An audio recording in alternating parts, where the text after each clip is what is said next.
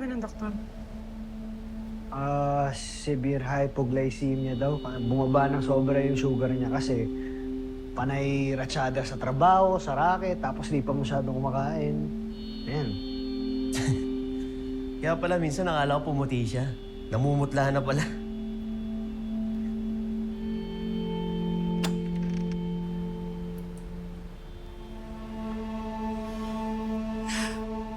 What? Tinawagan din ako ni Galo. Teammate ko si JJ, that's why I'm concerned. But if you guys want me to leave, then I'll just go. Walang aalis. JJ, Not unless kaya magbayad ng hospital bill ko. DJ JJ in the house! Kamusta ka, tol? Buhay ka pa. Siyempre.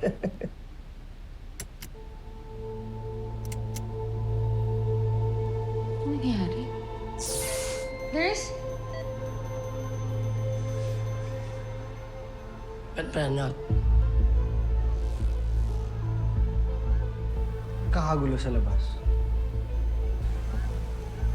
Tignan natin kung anong nangyayari. Kailangan ko rin ng fresh air eh.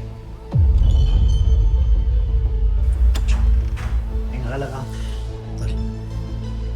Diyos. Ano po nangyayari? Huwag ko kayo mag-alala. Naka-power backup naman po tayo. Excuse me po, sandali lang po.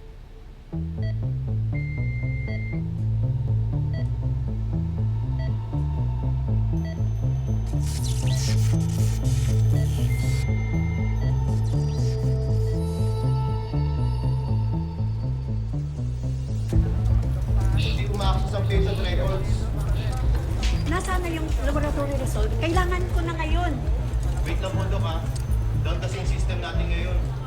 Offline din yung pharmacy system. Anong gagawin natin ngayon? Kaya, ano ba nangyayari sa system natin ngayon?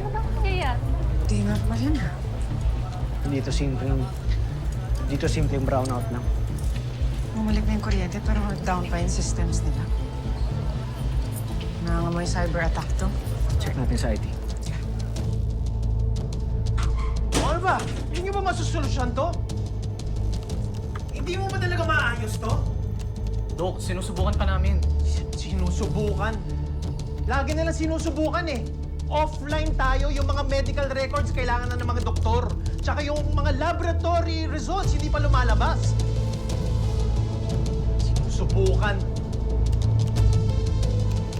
Ano na? Sir! Sino kayo? Ba't kayo nandito? Authorized personnel lang dito, bawal kayo dito. PBI kami, sir. Cybercrime Division. Cybercrime? May alam ba kayo na nangyayari dito sa ospital?